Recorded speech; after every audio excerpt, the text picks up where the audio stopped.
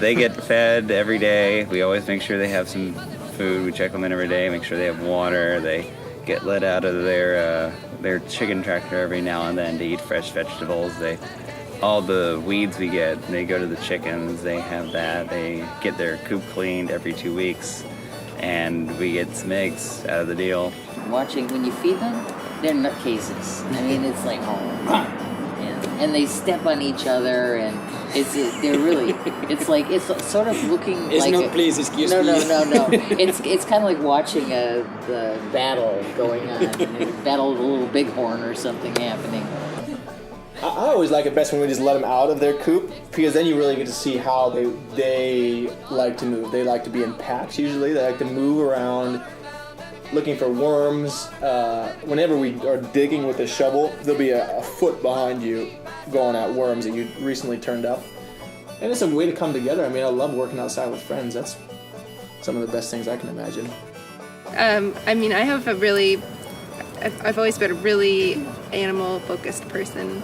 I grew up with a cat that I called my sister. I'm an only child.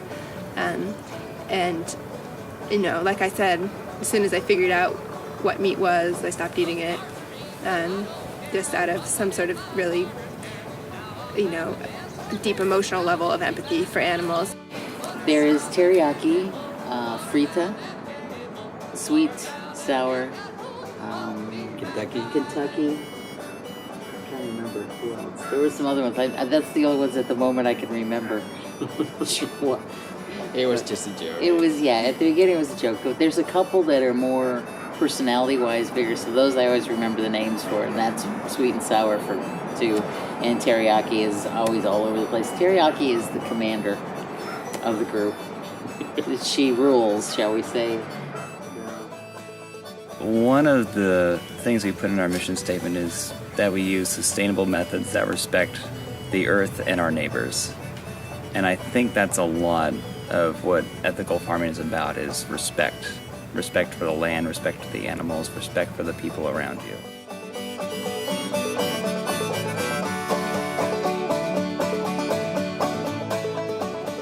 It is a relationship. It's a give and take. They give us food and companionship, and we need to give them life. We need to give them food and water and attention, and if we don't give them those things when they need it, then we failed on our end of the bargain. We like to maintain them, make sure they're in good spots and they've got good food and they're safe. So and that's basically the same way we feel about our dogs, because they're a living thing. So They're part of the family. yeah.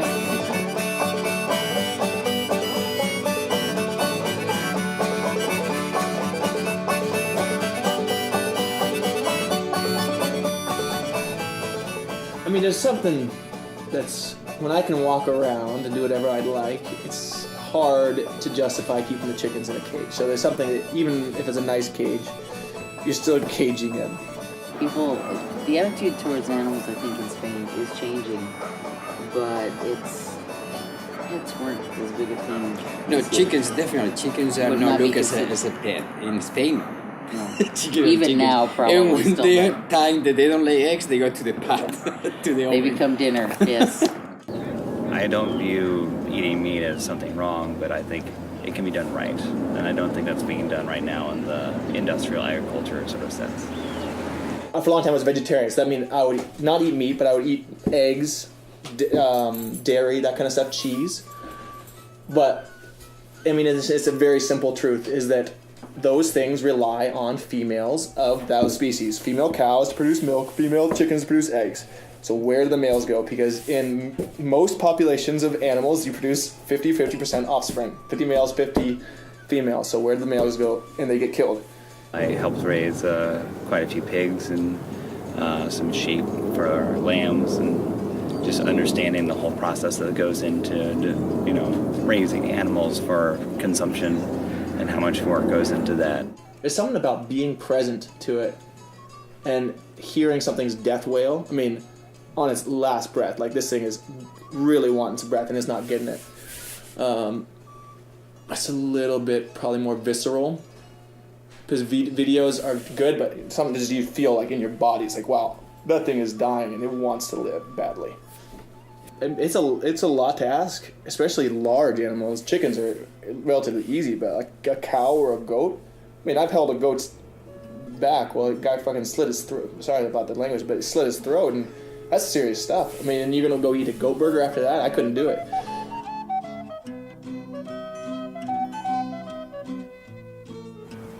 I've always been a conscious eater. I went vegetarian when I was 8, and I have been ever since.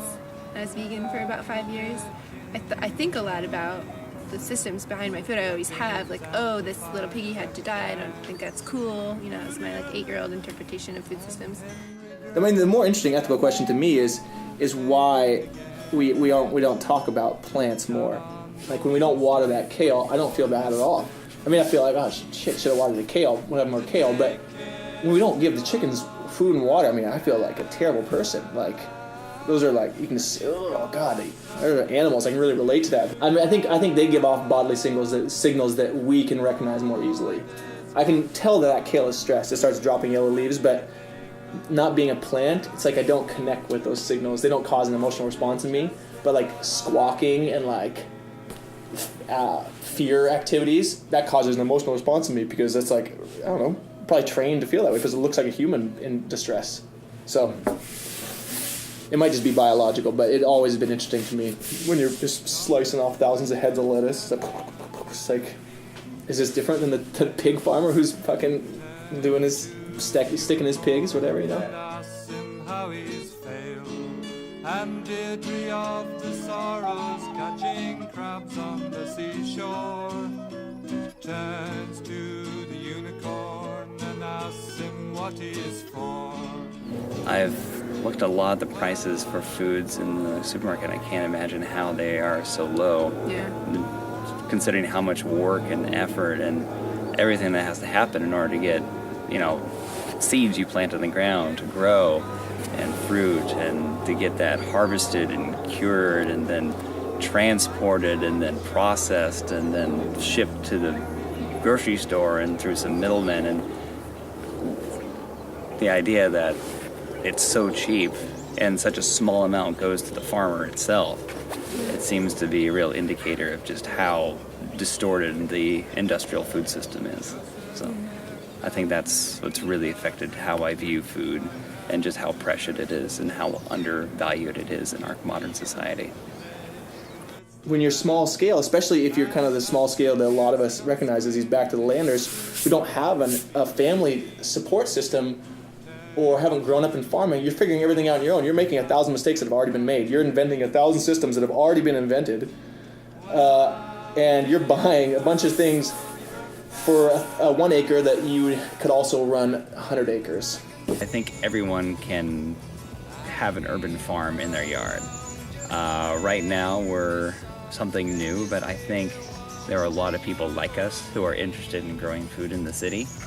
And I think if people could reach out and find people who have similar interests and work together to develop farming plans and, you know, knowing what crops can go where and scheduling when maintenance can happen, I think we can grow a lot of food in the city. There are obstacles, but there are also a lot of opportunities. I've noticed when I've been planting things outside, a lot of people come up and say, hey, what are you planting? And I'll have to be like, oh, it's daikon radishes that I'm planting right there. Or I'm planting some raspberry canes. And we always get into a conversation and they always leave being like, I should do that. Or, I think that'd be good. I think I should talk to my husband about that. It's only getting more popular about it all the time right now. And I think it's great. It's such a rewarding pastime to garden, to grow some of your own food, have your animals in your backyard. It's wonderful. And it might even take pressure off of more sensitive lands that we would otherwise turn into cultivation. So in theory, maybe, I don't know, maybe not, there's not actually a real effect there, but I think it's going to keep growing, and right now it's kind of hip too, so urban people love it too. Down the empty streets we'll disappear into the dawn if you have dreams enough to share.